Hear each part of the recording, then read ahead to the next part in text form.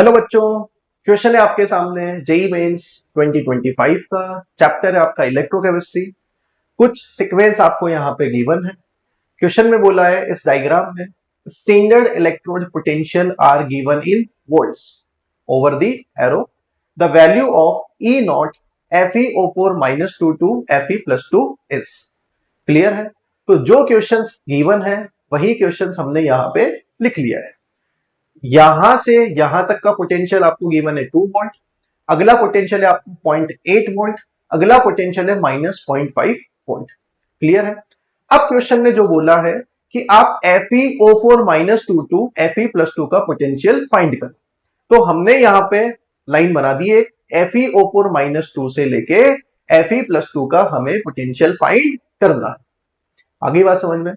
तो इसको हम शॉर्टकट तरीके से सॉल्व करते हैं। शॉर्टकट तरीका क्या बोलता है कि ये यहां से लेके यहां तक का जो पोटेंशियल होगा वो इन दोनों के पोटेंशियल का समेशन होगा। क्लियर? आगे बात समझ में? अगर हम इनको समेशन कर दें पोटेंशियल को, तो आपके पास जो पूछा गया है वो पोटेंशियल मिल जाएगा। क्लियर हो गई बात? तो उसके लिए आपको सबसे पहले क्या करना है, Fe का ऑक्सीडेशन नंबर फाइंड करना है, जो आपको मिलेगा +6। यहां पे Fe का ऑक्सीडेशन नंबर +3 है। अब यहां पे वोल्टेज कितना है, 2 वोल्ट, और यहां पे नंबर ऑफ इलेक्ट्रॉन का डिफरेंस कितना है, +6 से +3 का डिफरेंस। कितने इलेक्ट्रॉन का डिफरेंस हो गया बेटा, 3 इलेक्ट्रॉन का। तो यहां का एन फैक्टर कितना होगा, 3। समझ में आ गई बात? दूसरे वाले केस में Fe+3 से Fe+2 में ऑक्सीडेशन नंबर 3 से 2 गया, 1 का चेंज हो गया। वोल्टेज गिवन है आपको 0.8 वोल्ट। समझ में आ गई बात?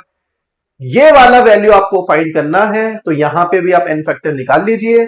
यहां पे ऑक्सीडेशन नंबर +6 है, यहां ऑक्सीडेशन नंबर +2 है, 4 इलेक्ट्रॉन का डिफरेंस है, तो यहां पे एन की वैल्यू 4 हो जाएगी। क्लियर है? और इसका ई नोट आपको फाइंड करना है।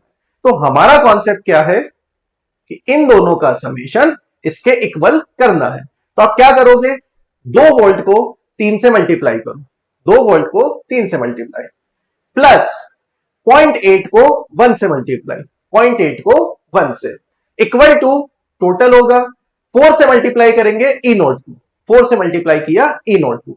इस डेटा को जब हम सॉल्व करेंगे तो ई नोट की वैल्यू जो आपको पूछा गया है उसकी वैल्यू आएगी 1.7 वोल्ट, 1.7 वोल्ट।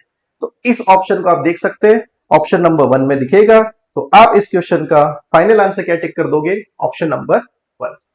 Thank you.